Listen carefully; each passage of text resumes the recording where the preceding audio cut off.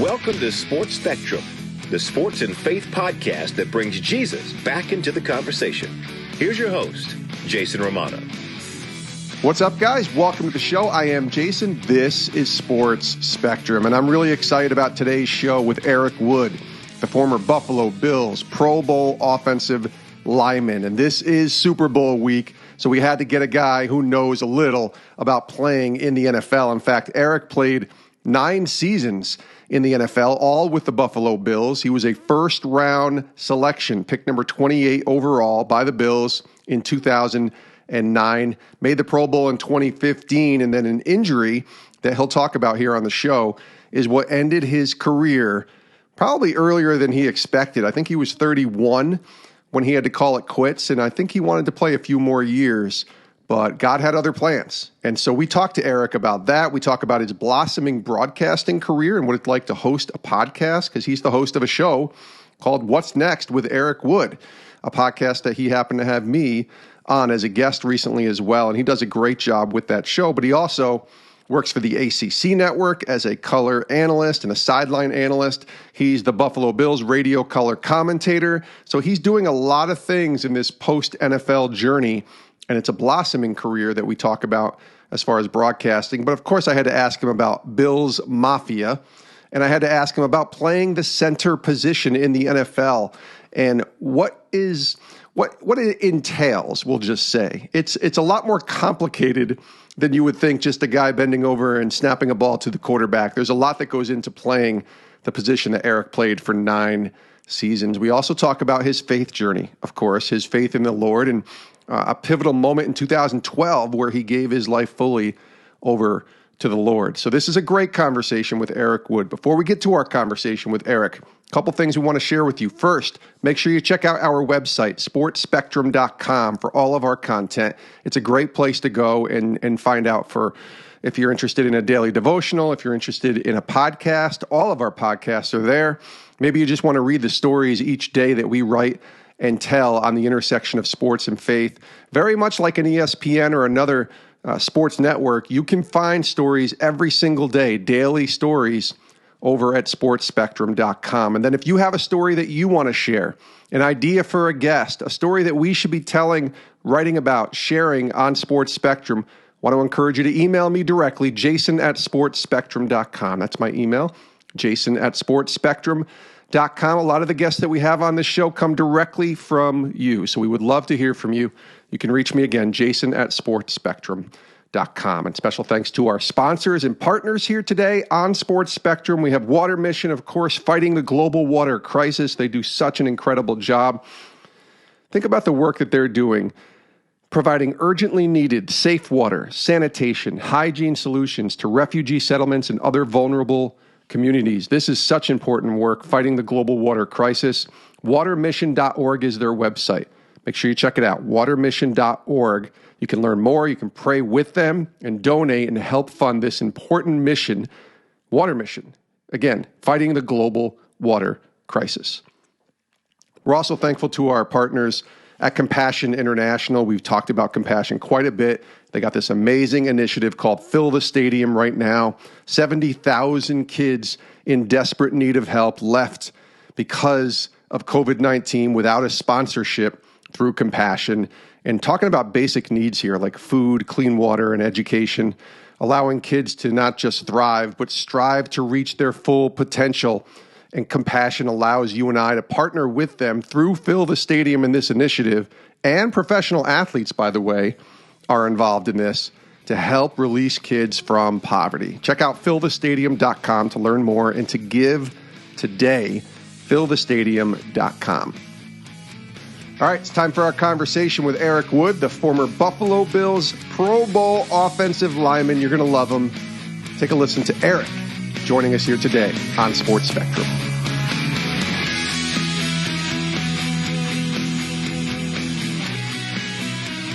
What's up, Eric Wood? How are you, sir? Doing great, Jason. Thanks for having me on, brother. Yeah, I'm excited to have this conversation. I know you got a ton of stories and you've lived quite the journey and quite the life. And this is going to be a lot of fun for me, just as a football fan, but also as a guy who loves storytelling. And let me start with Bills Mafia, because for those listening that don't fully understand what I mean, I don't want to say who that is because it's sort of the fans of the Buffalo Bills and who they are. And this year we haven't been able to see Bills Mafia as much. We saw it a little bit in the playoffs in their home games. But what is Bills Mafia and what do they mean to you? That's probably the best way to start this. Man, that's a great question. And Bills Mafia is a special fan base of a special organization, a fan base that has been through the absolute ringer, 4 Super Bowl losses in a row. And I'm a glass half full type of guy. Like, I never got to play in a Super Bowl. I only got to play in 1 playoff game in my entire career. Give me 4 Super Bowl appearances.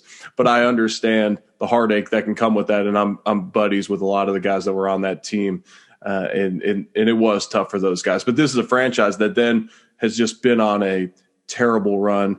They didn't win a playoff game since 1995 until this year. So this has been a tough run for a fan base that is stuck to this team. And in Buffalo, New York, it's a smaller market for NFL standards. They live and die by the Buffalo Bills. But what they've been able to do recently is they've kind of been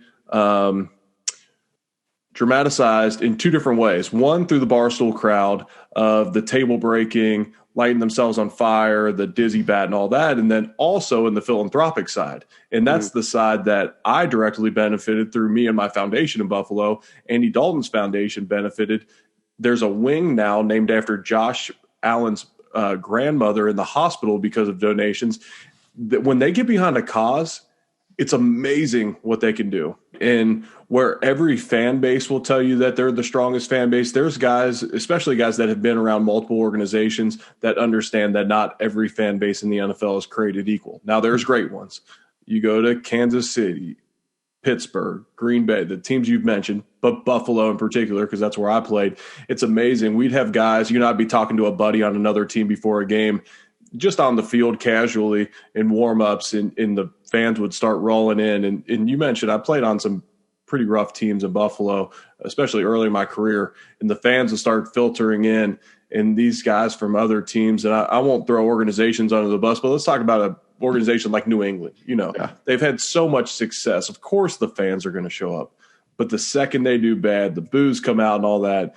And we'd have Patriots players, my buddies, be like, man, it's amazing, this fan base. I'm like, it truly is.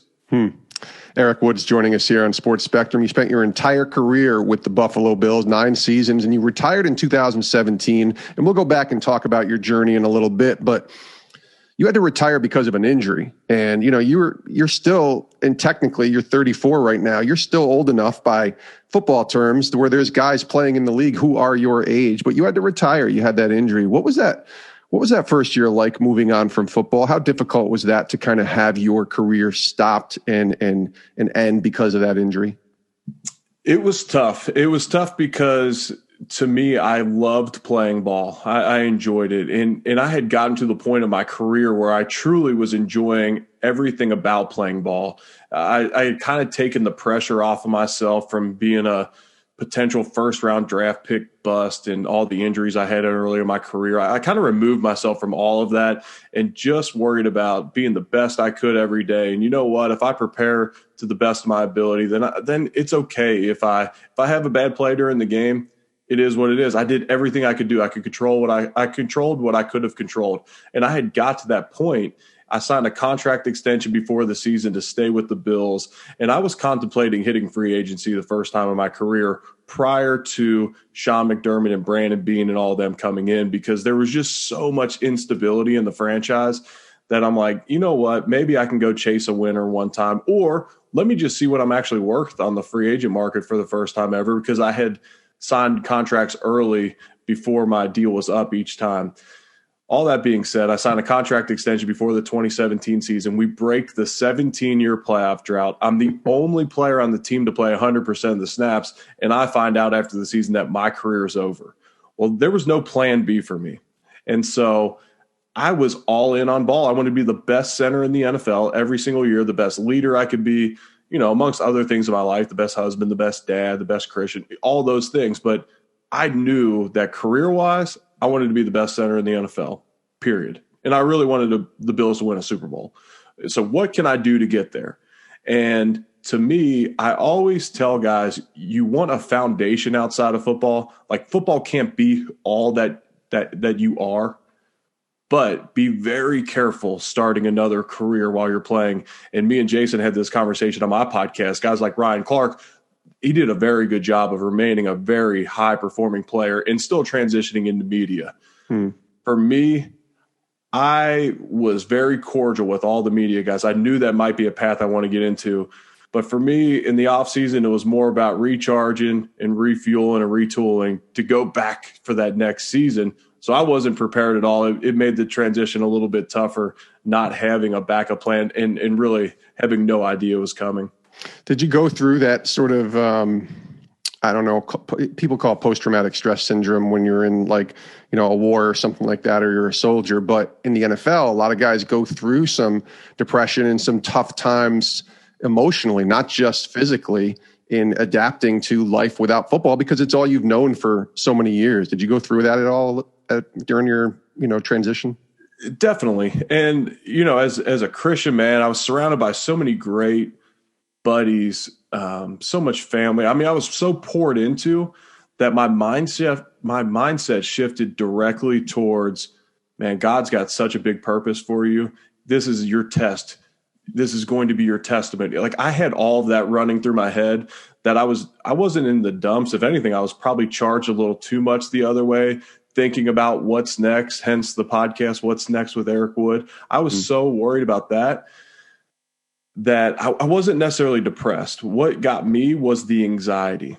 It was the anxiety of not knowing what was next. For so long, I was so singularly focused in my career, and for the first time ever, I wasn't. That gave me some anxiety. It gave me anxiety not having a schedule for the first time. Even in the off season, it was so regimented because I would have certain times that I would work out and eat and stretch. And then, if you want to sit around on the couch at 2:00, that's recovery. I was no longer recovering from anything worthwhile. And so I went like full days without ever sitting down because there was always something we could be doing. We had also just moved into a new house in Louisville. And I moved all of our furniture back from Buffalo and all the junk we had up in Buffalo. I moved all that back. So there was always something to be doing. My wife would look at me and she said, "Do you realize you haven't sat down today?" And I'm like, "Really? Well, it's okay. There's something to do." And she's like, "I know. I just feel like you're an anxious mess right now." I'm like, I am. And I've never had anxiety. And so that was my toughest transition, was getting back on a schedule, trying to find new purpose, especially career-wise. I would always joke that I would be a stay-at-home dad one day and just take the kids to school. Like high performers, and I'm not saying I'm necessarily a high performer, but, I played a professional sport for a living. I was very regimented. We don't do well without a schedule. Mm-hmm. Yeah, I'm the same way. And I never played professional sports, but I always wanted to know where we were going. My wife will tell you, you know everything about what you're doing in the next month. You're planned, you're waking up at the same time, you're doing the same routine, including my journey of faith, where I need routine every day to stay connected to God. And I'm like, it's just who I am. It's how I'm wired. And when I have nothing to do, it's like I'm sitting on the couch, binge watching Netflix and eating a bunch of chips or something like that. And that's not good for me, but I would rather get out, be active, talk to people like you, Eric. And I'm so glad that I have a job where I can do that. And I know you do too. You have this podcast now and you transitioned into broadcasting fairly quickly here. This is my question to you in terms of the conversation that we had on your podcast. So what's the hardest part about being a broadcaster? There's a number of things. The obvious ones would be getting used to speaking with someone speaking in your ear. There's so many nuances that people that have been in the business for 10 years don't even understand that they do, or that can even really give you advice on because it comes so natural to them. Trying to think of things like coming in and out of breaks, whether it's coming in and out of breaks, whether it's an open where you memorize something or you rehearse it. It's just stuff that you didn't know coming into it. I was a sideline reporter mainly with ACC Network and ESPN. And the first time I ever did an interview on field at halftime, I guess it was actually at the end of the game because everybody was around. So I just kind of put my arm around the coach, stood next to him. I've seen people do that before on TV. Well, I guess like very low ranking people don't really do that. And also I was standing next to him and he was looking at me, which was not looking at the camera.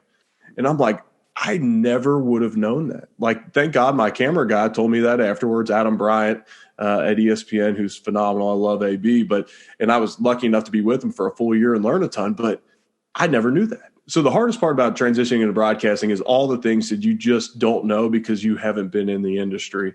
And you talked about it on my podcast. It's a job and it's preparation, and you will be exposed so fast if you're not prepared, if you don't know what you're talking about, and you'll get exposed in the coaches' meetings because you'll ask them a question about a defense they run and they only run cover 2 and they'll let you know it quick. They'll spot you out, and then people will see on air that, you're just not able to be eloquent with your words because you have not done the proper studying. You have not done whatever was needed to prep for the studio hit or the broadcast. Yeah, you can get by on your knowledge having played the game only so far. Like, you absolutely have to do the homework on the teams that you're talking about. And when I say broadcasting too, I don't just mean broadcasting a game. Certainly for you, that's the experience that you had, certainly being a sideline reporter. But I think even people that are doing podcasts and just kind of feel like, well, I can just start whatever I want because it's there and it's available. I still think you need to do your prep. And you need to do your research and your homework, or you will, like you said, be exposed. Did you see that at all for you? Not just in your experience, but for other guys who just think, yeah, I'll just turn on the microphone and I'll talk because I've done this for 10 years, but it's not that easy. Yeah. And, when you get, like, I've known enough people in the business now that occasionally we'll see someone on TV that maybe they're just transitioning or maybe they've been there for a while, and it'll almost be like they're giving a speech and not giving an analyst, like an analysis. You're like, ooh, I don't know that they actually knew anything about the teams. It was more of just like a rah-rah speech. Like, you need to be trying harder and it's all about effort and pride in the program or something. We're like, ooh, that guy wasn't. And it's amazing though. And, you almost have more sympathy towards guys and gals who mess up in front of the camera too, because, if you do it long enough, you're never going to be perfect in front of the camera. But, it's, for me, when I first started getting into it, so it's funny. I called myself a sideline reporter and you did as well. I'm technically a sideline analyst, and we always make jokes from the office. Like, no, it's like the difference between the assistant regional manager and the assistant to the regional manager. Like, yes, sir, Dwight Schrute. Yeah. Cause like this year I was working with different crews and they would say, all right, Eric, your mic's going to be closed this week. I'm like, ooh, I'm technically an analyst. My mic's supposed to be open. I understand that there will be a delay. I promise I won't embarrass you, but I am a sideline analyst, not reporter. Like, if you want me to start researching reports now, I will. But my stories are like, this quarterback is this draft prospect by McShay. Watch his footwork here. Watch how quick his release is. Not like his girlfriend played tennis at USC or something along those lines. Sure. Yeah. There's a big difference. And they both have a lot of merit and hold a lot of weight within a broadcast. It's just a different deal. And so, for me, being a sideline analyst, I'm doing those opens before the game. And I think early on I was told I was memorizing a little too much and not make it more conversational. And so it's amazing the progression to where now I'm like, hey, back to you guys upstairs or something. And at first I just ended. Mm-hmm. And it's just little things. Reps, right? Exactly. Sports Spectrum today is presented by Compassion International, the most trusted child development ministry in the world. And right now, children around the world are living in poverty and facing unimaginable circumstances as a result of COVID-19. And communities in poverty are facing shutdowns and restrictions, just like we are, but without any safety net. And as hardworking day laborers, most of the families Compassion serves work each day in order to buy food for that day and maybe the next. And where many of us have stocked up for days or weeks at a time, They have neither the income or even refrigeration to afford to stay at home. And as a result, parents are forced to make unthinkable choices between going to work and risking infection, or not going to work and facing hunger and starvation. And COVID-19 has multiplied their needs exponentially, and they need help. That's where compassion comes in. That's where you can come in. With Fill the Stadium, a pro-athlete-led initiative raising critical resources for 70,000 children and their families impacted by COVID. Every empty seat represents one child who needs support for the critical next 12 months. This is a stadium that cannot remain empty, and we need your help. You can go to the website, fillthestadium.com. Fillthestadium.com. That's the website. Check it out. You can give, you can donate, and help release these children and their family from poverty. Fillthestadium.com. We're also presented today by Water Mission, and they're a nonprofit Christian engineering ministry fighting the global water crisis with safe water and sanitation and hygiene solutions. And right now they are working to stop the global spread of COVID-19. Urgently needed safe water and sanitation and hygiene solutions. They're providing them, Water Mission is, to refugee settlements and other vulnerable communities. Listen to some of these numbers. These were statistics right before the pandemic. 4.4 billion people lacking access to adequate sanitation. 2.1 billion people lacking access to safe water around the world. These are billion with a B people that don't have adequate sanitation and safe water. Water Mission is stepping in to fill that gap, and you can join them. You can pray with them, and you can donate right now with Water Mission by going to the website watermission.org. Watermission.org, fighting the global water crisis. Watermission.org. Eric Wood is joining us here on Sports Spectrum, the former Buffalo Bills offensive lineman, 2015 Pro Bowler. We don't want to forget your Pro Bowl year. I want to talk to you about your faith. I want to intersect the conversation a little bit about your walk with the Lord. Tell us about it, where it took shape, and certainly how important it is in your life. Yeah, so I grew up Catholic. I grew up on the west side of Cincinnati, a very strong Catholic community. Went to Catholic schools 1st through 12th grade. So 12 years of Catholic schools. Then I went off to the University of Louisville. And my family, we grew up going to church early on. My parents got divorced when I was 12. That was, at that point, my parents could no longer get communion because their marriage was not annulled. We weren't going to be the only people in the west side of Cincinnati sitting in the pew when everyone else went up. So we kind of quit going to church at that point. And then, you know, I couldn't drive at the time. It wasn't like I was going to drive myself. I was always around church, you know, even through high school and grade school. We were always going to church at school, and I understood a lot of Bible stories, but there was definitely no relationship with Christ at all. In college, through Chris Morgan and U of L's at University of Louisville's FCA program, I got introduced to what having a relationship with Christ could look like. I was definitely not a committed follower of Christ, but we did a purpose-driven life Bible study that I thought was great. And I participated, and maybe just because I felt like I should be there, maybe it was because Coach Craigthorpe, our head coach, was going to be in there. But regardless, Chris Morgan, who's had a tremendous impact on my life, the FCA director at Louisville, formed a relationship with me and really started, at that point, it started becoming apparent to me a lot of the people that I looked up to were Christians. The guys that I identified with great marriages, that were great dads, were great people, guys I looked up to, a lot of them were Christians. And that happened early on in my NFL career as well. And I belonged to a church in Louisville called Southeast Christian Church. I got to meet a couple of their pastors and people within their community. I got invited to a men's group there before I was ever baptized. Really, before we even started attending church there regularly, my girlfriend at the time, she went to a woman's study. Chris Burke, former Major League Baseball player, hit a home run for the Astros to send him to the NLCS. Mm-hmm. His wife invited me to Chris Burke's Man Challenge table. And that Man Challenge group, getting a beer around those guys, just seeing what it looked like, really turned me on to Christ. And that's why I tell people all the time, I'm like, you don't necessarily have to tell me about Christ or tell people about Christ. Like, just model a healthy relationship with him, joy in your life, and people will want to know more about him. that's a way that you can disciple people. And that's how that group of men discipled me. And in 2012, after being hurt my first 4 years in the NFL, trying to figure out which direction I need to go in life, I gave my life to Christ. I got baptized.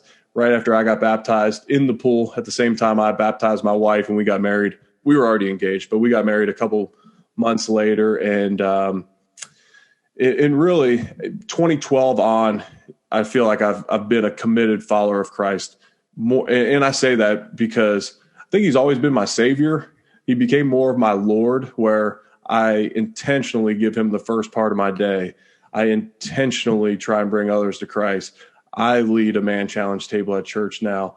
He became more of a Lord over my life as well, and not just a get out of jail free card maybe as my savior. No, that's a great story, and it's a great point. And I've heard that too, because I grew up Catholic, and it took me a little longer. I was probably 27, I think, when I became a Christian or finally gave my life to Christ. But it's been a growing process for, almost 20 years now.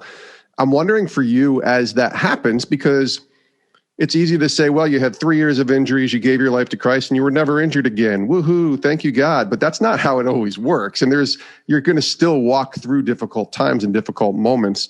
Is there a moment where you can look back and see that your faith was maybe tested? Maybe you kind of alluded to that when you had your injury, and kind of had to wonder what God's plan exactly was. But was there a moment where your faith was tested, you look back and you see that going through that difficult time was exactly what you needed to have happen for you?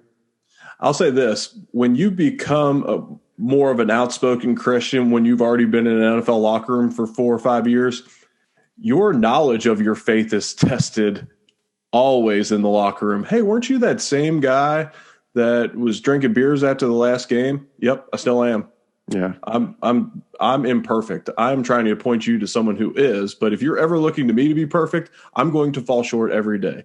And, we'd have conversations all the time in the locker room, guys that were either A, non-believers, or B, wanted to just play devil's advocate all the time. So you're telling me that guy is the greatest dude in our locker room, but he's not a Christian, so he can't go to heaven? I'm like, I'm not telling you that. The Bible is, and I wish it were different. I believe if he truly is the best person ever, at some point he'll either be humbled or introduced to Christ. And at that point, I believe he'll make a decision to follow him regardless. So my knowledge of my faith was always tested. My faith was definitely tested when my career was taken away from me. And I talked earlier about how I was kind of on a high at the time. Okay, what's going to be next? This is going to be my testimony. This allows me to hop on a podcast with Jason Romano and be able to tell my story and talk about my faith and about uplifting others. Like, that's going to be my testimony. But God, why me? Why not some of the other guys on the team that I felt like were cheating their job every day? Why? I had more joy. Like, I appreciate this so much more than everybody else. I put in the work. Lord, I give you every morning in prayer and reading the Bible, a morning devotion, whatever it may be. Like, why me? And so it's amazing. I didn't have this revelation until about a year after my career ended. When Sean McDermott came in 2017, which ended up being my last year, our team chaplain Len got there at the exact same time. In Len, that year, we did Bible studies. We did a Bible study night before every game. And that year, our memory verse, or our verse that every week pertained to, was Matthew 7, 24, 25. And it talks about having your foundation built on the rock. And no matter what comes, the storms rise, the wind blew, and all that, no matter what, if you have your foundation in Christ, you will not be shaken. Therefore, anyone who hears these words of mine and puts them into practice is like a wise man who built his house on a rock. It's funny how it rings back into your brain, right? When you remember it. Yeah. So that was our verse all year. My career ends, bunch of craziness happens, and it's kind of just a whirlwind at that point. It was probably 6 months to a year later when I said, wow, God was speaking to me every single week in the chapel. He was preparing me for this moment all year long through Len, and now I have this foundation to where I'm able to move on because I had this foundation built on a rock. And if I hadn't given myself my life to Christ in 2012, who knows where I'd be? Who knows what I would have turned to? Who knows what my family situation would look like? Who knows what I would have blamed? But instead, I have this foundation built on a rock, and I have purpose still. And it's amazing how we talked about on my podcast, but those God winks that can come about in life. And that was truly a God wink. Like, look, I'm looking out for you. I got you. Well, it's funny too, Eric, because we hear a lot about, God's plan. In fact, all you have to do is turn on a game and, an athlete might be like, God's plan, especially after they win or they've done something really well. But that is a real question that I think all of us have, especially those of us who are followers of the Lord and of Jesus. We wonder, what is your plan, God, for my life? And I always tell people, for me, I don't really fully know God's plan until I look back and see where he took me. It's that Proverbs 3, 5, and 6, in all your ways acknowledge him and he'll make your path straight. And then we look back and we're like, that's not a straight path, God. That's a windy road that you took us on. Nothing straight about it at all. But for you, when you look back, what is God's plan? When you think about it, if somebody were to ask you, Eric Wood, what is God's plan? What would you tell them? That's a great question. And honestly, one of my memory verses through that transition out of the NFL was Jeremiah 29:11. For I know the plans I have for you, plans to prosper you and not harm you, to give you hope in the future. I don't know exactly what God's plan for me is. I'm trying to be obedient towards nudges. I've been blown away by the connections, yourself included, that God's kind of put in my life over these past 2.5, 3 years since my career ended. And I don't know exactly what his plan is, but I trust him in that. That takes intentionality on my end, because I am so used to trying to be the one in control, I'll say, to be the one at the line of scrimmage, the center that dictates everything. And if the play goes down in flames because I messed up what everyone was supposed to do, I'll take the blame, but I'm in control. I want the credit too, and that's how I was ingrained to operate. And this is more of a sit back and trust moment. But I trust in the truths of the Bible, and I trust in Romans 8:28 that God has good plan for those who are called according to his purpose and love him. So I trust him, but that takes morning intentionality to trust him each day without a clear-cut future, because I love broadcasting, but I don't know where my future holds in it. I love podcasting, but it's amazing the different directions it's taking. And who knows where God will put me next. I tell people, if they would ask me, what's God's plan? I'm like, that you trust him. Because that's kind of what your answer just was. Exactly. Because you said, I don't know what God's plan is. And I'm thinking, Eric, I think you do. It's for you to trust him and then let everything else kind of take care of itself, right? Yeah, I've always heard, if you want to make God laugh, tell him your plans. and it's funny because I do a decent amount of speaking and kind of coaching and whatnot, to whether it be teams or organizations. And I will say that creating a vision and writing out a personal mission statement and all that, that's biblical too. The Bible does say, as a man thinketh, so is he. Yeah. Like, you become what your thoughts are. Control your thoughts, write out a vision. But just trust God if he has different plans. Listen, if you and I were talking, 5 years ago when I was at ESPN and you were under center with the Bills in the Pro Bowl, and we both said, hey, you know what? We're going to be on a podcast that we both host and talk about Jesus and broadcasting and Sports Spectrum and, ACC Network. You and I probably would have laughed, right? Oh my gosh, no doubt. And I had Bob Russell on my podcast. Bob Russell built Southeast Christian Church in Louisville from 200 members to 25,000. And one of his top memory verses is, God can do immeasurably more than ever you can even imagine or think of. So I create these visions and I write down my goals and all of that. But I also expect God to do immeasurably more than I could even ever think or imagine with my life. And that's where it becomes on me to not self-sabotage and to be obedient to the nudges, similar to you leaving ESPN, to being obedient to those nudges that God and the Holy Spirit put on your life. Eric Wood is joining us here on Sports Spectrum. I want to transition back to football, and you talked about the position that you played, center.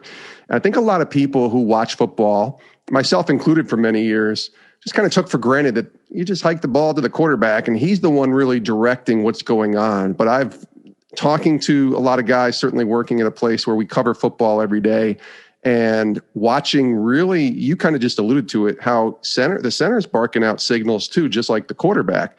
Tell me what that position entails. And, obviously you're an offensive lineman, so you're banging and you're pushing and you're blocking on every single play. But the center, it's important because I've seen teams lose their center and they're like, oh no, they're done. And I'm thinking, well, just bring another guy in and have him hike the ball. But it's not that simple, right? Yeah, when you want to think of the importance of a center, think about the first play of the game from the Steelers-Browns playoff game 2020 and 2021, yeah. And Marquise Pouncey, maybe for the first time in his life, sailed to snap over Roethlisberger's head into the end zone for a touchdown Cleveland to start the game. That can show you the importance of the center. It also happened to Peyton Manning in the Super Bowl against the Seahawks. Yes, and so the center, it's like hitting free throws. It's like you take them for granted when you make them, but if you miss one, oh, what's he doing? I talked earlier about running the show at the line of scrimmage. That's different. Different teams have different roles. For me, I was our longest tenured player on offense for a long time. It was more natural for me to do it. And then we could kind of interchange our quarterbacks, and I could always run the show at the line of scrimmage. I was never telling Tyrod Taylor, EJ Manuel, Kyle Orton where to throw the ball, but protections, run concepts, run checks, I could handle most of that at the line of scrimmage. And I always felt like the more I could do, the harder it'd be to get rid of me. But, on any given play, and I don't want to make this sound more difficult than it is, but on most plays, you go to the line of scrimmage, you got about 15 seconds to diagnose a defense that the defensive coordinators in the NFL are extremely smart. So you're trying to diagnose a defense that could have the slightest difference in it. It's like playing picture find, and you're trying to find the differences. It's like, okay, where is the safety at now that he's not normally, and what does that indicate? You then need to tell everybody up front who the Mike linebacker is, and that generally allows all of us to start our communication on who we're all going to block up front. That it often determines who the running back's going to block. That determines who the quarterback's going to be throwing potentially hot off of.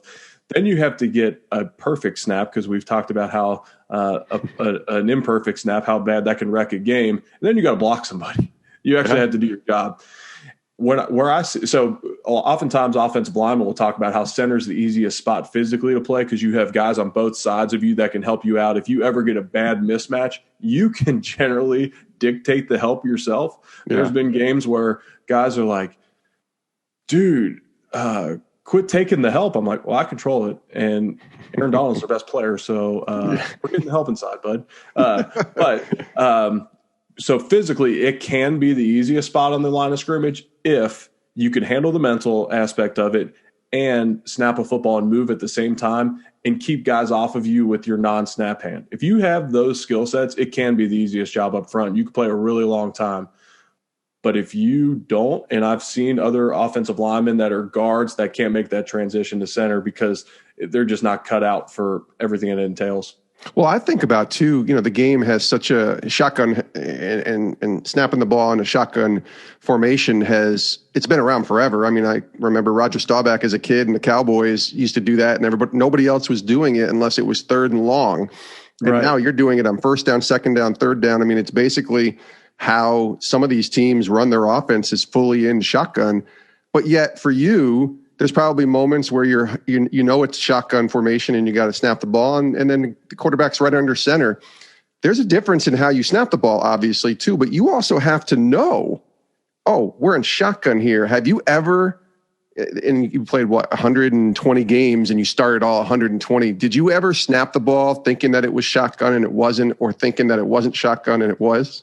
Yes, and Nate Hackett, who's currently the offensive coordinator for the Green Bay Packers, who's getting a head coaching interview, I believe, with Atlanta, who I absolutely love. Nate was a quality control my rookie year in Buffalo. left, came back as our offensive coordinator. We're not too far off in age either, so that we had a really good relationship. Yeah. We were running a super fast no-huddle offense. I thought a play was under center because it generally was, but E.J. Manuel was in the gun just based upon the formation, or he had the discretion to hop in the gun. And I snapped it into my butt thinking he was under center because it was on first sound. It wasn't like a full cadence where I could hear him right behind me. The first sound EJ made, I had to snap it. So he said, Sadat. And I just assumed he was underneath center. And I snapped it into my butt. The ball hit the ground. And ever since then, Nate changed his terminology. Certain plays have different numbers attached to them. If it was 7 right or whatever, it would be 77 if it was in the gun. We switched that. Never happened again. But holy smokes, you want to talk about looking like a fool on film, because on film, there is no sound.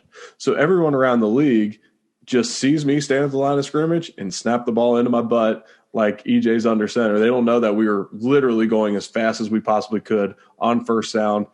None of that. We always say the tape doesn't lie, and I definitely got made look like a fool there. Well, I think that's a good example, though, of how complex it is to be an NFL player in specific positions. I remember talking to Mark Schlereth about the offensive line. He goes, the offensive line doesn't get a lot of credit, and we're kind of quiet, and we kind of do our own thing.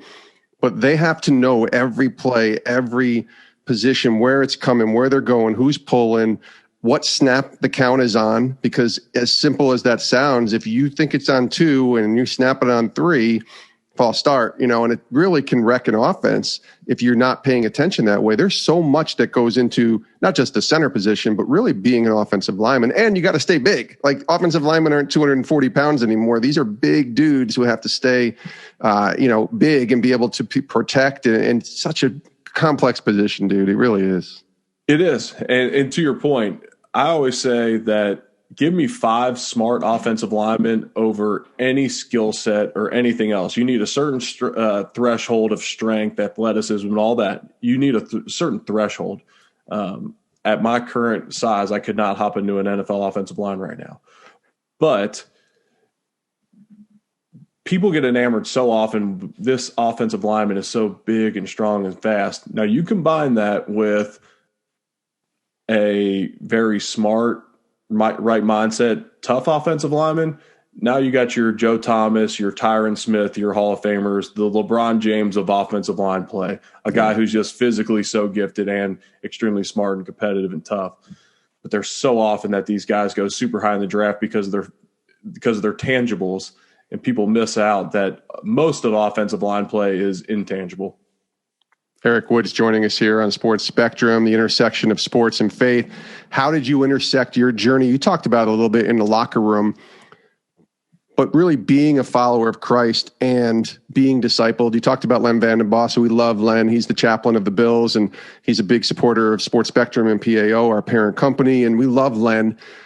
But how was that for you early in your career when you were having the injuries and maybe not fully sold out, but I don't know, did you go to chapel then?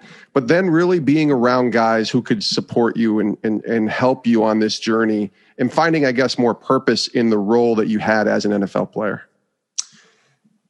Yeah, it's a great question. Early in my career, I would go to chapel, and it was probably more just curiosity, or maybe something I thought I should do, or maybe I thought it was going to make me play better. Hey, I'm going to show God some respect here. I'm going to show some discipline, show some obedience, and maybe I'll play better. Maybe I won't get hurt. I don't know exactly what the reasoning was. Maybe it was just God's plan for me, that he knew that, I needed to hear those right words at the right time. Whatever it was, I would always go to chapel throughout my career. And there was a number of guys that did. There was guys who I looked up on the team who did. And so I followed in their footsteps and kind of followed them to chapel. I got to share a wall in a townhouse with a guy named Kyle Williams, who he just retired 2 years ago. I was 3. And so he played 1 season longer than me, but he was in the NFL before I was. Yeah. And we lived in a townhouse. We shared a wall, and he's got 5 kids now. He only had 2 at the time. So he had a younger family, and it was just me and my wife at the time. And we got to learn from them and see what a Christian couple looks like, how they raise kids. And I got to see how he treated his wife. And for me, that was really impactful on me. Short season of life, 1 season. So 5-month period that we shared a wall with them. But I got to learn a lot through him in the locker room and outside. Guys like Lorenzo Alexander came into the team who are just phenomenal, just rock star Christian dudes and dads and husbands. And you're around enough of those guys and you realize there's something there.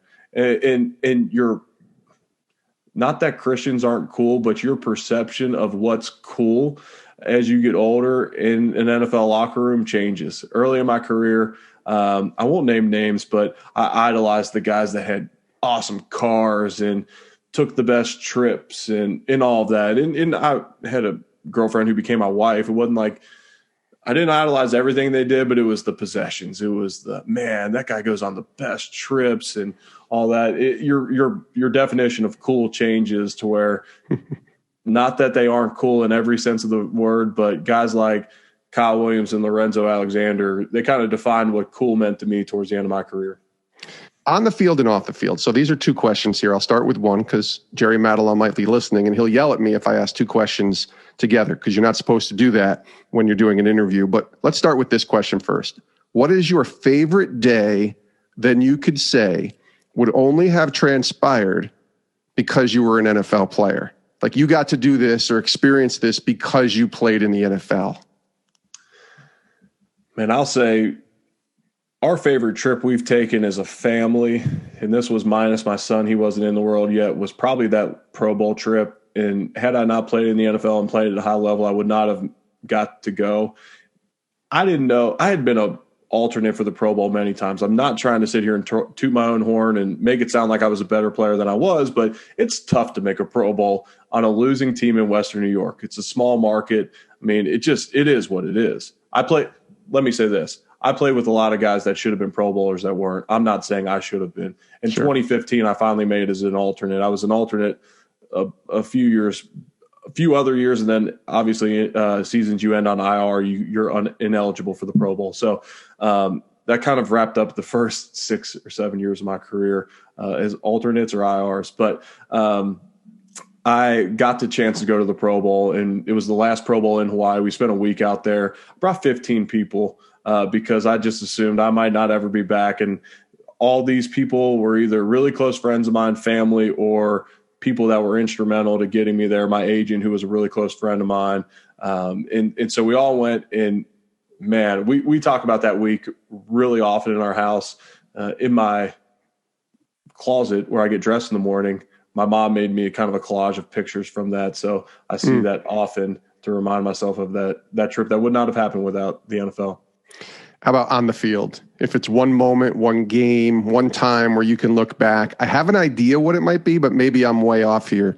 What that moment might be for you when you look back and we're like, that's the most joy I've ever had as an NFL player. It probably wasn't even on the field. It was probably in a locker room post-Miami game in 2017. I mentioned earlier that my final year, we broke the 17-year playoff drought. Now, I'll always say I'll never win a Super Bowl as a player. I'm not saying I'll never hop back in the team sector in some point and maybe win a championship in football or some sport. But I will never win a Super Bowl as a player. But it would be hard to feel more joy than I felt watching Andy Dalton throw Tyler Boyd that touchdown, my hometown team, the Bengals, to beat the Ravens, to send us to the playoffs after we had just taken care of business against the Miami Dolphins was phenomenal. There's video of that. NFL Films, I think, was in there because if you go back and look, you can find it on YouTube. There's video of you guys watching that game. And for people that don't remember the Andy Dalton touchdown with Cincinnati, it was against Baltimore. It was in Baltimore, if I'm remembering correctly. And Cincinnati was not favored. So the Bills, the chances of the Bills making the playoffs in that last week were slim, I will say. Even if you won your game, you still had to have help. And Cincinnati plays great, but still, it's 4th and 15, if I'm not mistaken. Help me out here, Eric. And he throws a touchdown with 4 seconds left, right? You're exactly right. Yeah, I think it was, 4th or 3rd and 15. It was. I think it was 4th down. It didn't look good. Yeah. But the biggest kicker was the Bengals. So we had to have the Bengals to beat the Ravens. That was one of the things that had to happen. We had to beat the Dolphins, but we had to have that happen. And Marvin Lewis was on the fence whether he was going to get fired or not. And I've I'm not saying I'm super close with Marvin Lewis, but we talk fairly often, and I know how much love and respect he had in that locker room. Yeah. And I said, I know this game. It was win and in for the Ravens. It means nothing to the Bengals other than the coach. This could be the last time ever that they play for Marvin Lewis, who they love. And I kept telling the guys on the team, I said, I know you think there's no chance in that game, but there is, because they're going to go fight for Marvin. I promise you, they're going to go fight for Marvin. And for a lot of guys, if you're old enough in your career, you understand that a coaching change probably means your job is gone too. Mm-hmm. Let's be real. These guys are fighting for their jobs and their coaches. And they made it happen. And oh my gosh, what a moment. And then Andy Dalton gets, as you kind of alluded to it early in the conversation, his foundation, suddenly Bills Mafia just goes to town and starts donating. And he has this incredible amount of money that he's able to fund and help those that are in need. And all because of throwing a touchdown to help the Bills get in the playoffs. It was such a cool moment. It was. And you know what? That got through that year and the year prior. I mentioned earlier the Barstool hype. And I have a lot of respect for what Barstool has done as a company. I don't say that in a negative light. Yeah. There's a lot of Bills fans that got some famous videos out there because of it. But they got to show then kind of how passionate they are about community and purpose and the team outside of that. And that was, I think, the first time that people actually realized how strong of a national brand Bills Mafia is. I mean, you can go to every major city in the country and find a Bills backers bar. Every airport I ever go in, there's someone that recognizes an offensive lineman who's now 60 pounds lighter, who they should, it's not like I'm Jim Kelly walking around the airport. Like, I'm Eric Wood, a center who played for your organization for 9 years. And there's Bills fans everywhere that know the offensive lineman. It's remarkable. That is incredible. As we wind down here, Eric, this has been a great conversation. I got to ask you, because you play a position that, like I said, is blocking and pushing and probably holding, as my friend Mark Schlereth used to say, on almost every play in some facet, whether it's legal or not. But I got to imagine what you put your body through for 9 years, and you only did it for 9. There's some guys that do it for 14, 15, 16 years at the offensive line or defensive line position, or even linebacker, when you're hitting someone on every play. What's that feel like on a Monday morning when you're waking up after a game? And I'm sure it feels a lot better when you win than lose, but I'm guessing it's got to be just incredible amounts of pain that you're feeling during a season, especially later in the season. Victory Mondays definitely feel better than a loss. I could play a game against Vince Wilfork where he's lined up in a 0 nose, so straight over the top of me, and he's two-gapping me, so he's essentially reading me on every play. There's games I woke up the next day not very sore at all, be honest. You're fatigued. Now there's other games where you're uncovered, and at times the 3 techniques are slanting and crushing you. There's other times the linebackers are coming downhill and crushing you. Those are a different type of sore. And then, obviously anytime you get hurt, which the injury rate late in the season, even after preseason, the injury rate in the NFL is 100%. It could be a broken finger. It could be something small, but you're going to get dinged up playing football as much as we do, even just through training camp in the preseason.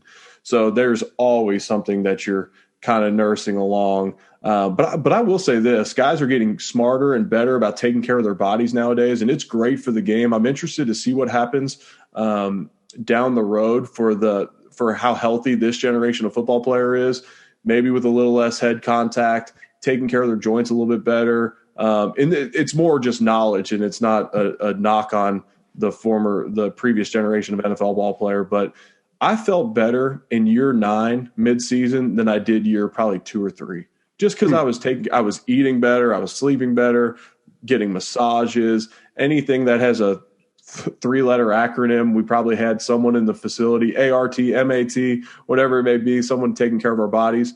And so there is hope for this kind of generation right now that maybe we don't look like this generation does, that I see them at golf tournaments, and I feel terrible at times seeing guys limping around at 50 years old. Hopefully, maybe some of these medical advances can help us out. Well, that's good. I'm happy to hear that. I was a little worried because I'm thinking I'm sure it's still a pain that you have to kind of deal with and an achiness that probably I'll never have to deal with in my life. But I'm glad to hear that. But even so, you put your body through so much during a season. This will be my last football question.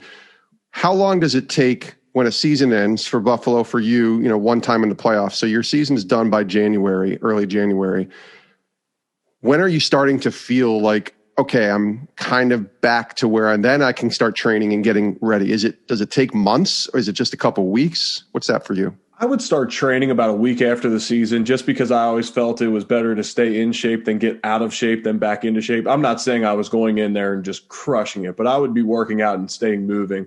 It might be a month or two. Honestly, a lot of it just comes down to how bad you got dinged up during the season. There was times where I went into the next season still nursing an ACL or something I did the previous season. But if you could just the normal wear and tear. Now, as an NFL player, you're going to end up taking anti-inflammatories, and so you get off of those right after the season because it's healthy to give your stomach a break from those, obviously. And then you really feel how you feel, then you assess where your body's really at. But, maybe a week or two and you can kind of get back moving. But a lot of times it's an ankle sprain that come March, you're like, okay, I'm ready to start like truly running again, and all of that. That's good. Last question, Eric. This has been a fantastic conversation. We ask this to all of our guests here on Sports Spectrum. So it could either be what God is teaching you right now or what he's shown you, especially all that's taken place in the last year with the pandemic and racial unrest and political divide and everything else going on. What's the lesson the Lord is showing you right now? What's the great lesson that he's taught you, he's showing you, he's speaking to you and saying, listen, this is what God's clearly showing me right now? What would that be for you? I think publicly he's showing us through all the things you just mentioned that he is the answer, and we're putting a lot of faith and trust in the wrong people, and we're always going to be let down by politicians and pastors, and every human being is going to eventually let you down. But there needs to be a different answer out there. I don't know if publicly as a society if we'll ever get there, but I think it's becoming evident to a lot of people that. I had Kyle Lineman on my podcast, the head pastor at Southeast Christian, and I said, what's your elevator pitch to people right now if you want them to follow Christ? And he said, how's it going for you right now? Seriously. Yeah. What are you leaning on, and how's it going for you? I thought that was pretty good. I'd say that publicly. And then personally, alluding to what we talked about earlier, is just trust in him and understand that he'll make my path straight. Referencing the verse you referenced earlier and on my podcast in Proverbs 3, but just trusting in him. And then ultimately through what's next with Eric Wood and my journey to find kind of what's next and to learn from others, it's amazing how being others oriented in your day-to-day life and getting out of your own head and how do I fix me and how do I propel myself?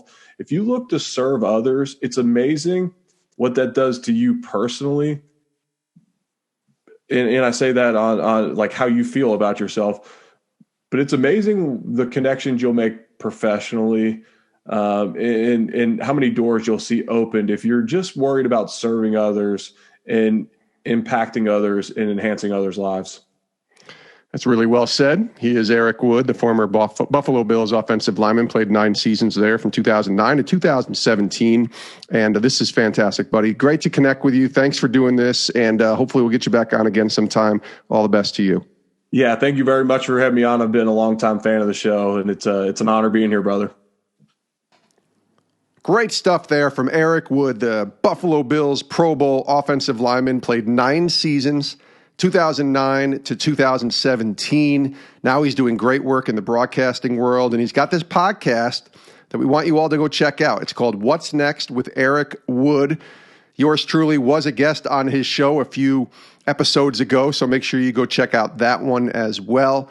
But let him know. Go to Twitter, go to Instagram, and let Eric know that you heard his story here on Sports Spectrum. He would love to hear from you. He's really good on social media, and he's got a great following. That Bills Mafia following, that loyal following, is such a cool fan base to be a part of. And I know they're loyal because recently I was watching one of the Bills playoff games and just simply tweeted about Josh Allen and Stephon Diggs and how they were studs. And all of a sudden I saw a bunch of people retweeting and liking it, and I realized these are Bills fans. They love their football team, and Eric Wood was a part of that team for 9 seasons. So we thank Eric for joining us here today on the show. We thank our sponsors, of course, Compassion International. Check out fillthestadium.com for the work that they're doing with Compassion International, releasing children from poverty. And then, of course, our friends at Water Mission, fighting the global water crisis, doing such important work, serving more than 5 million people in 56 countries.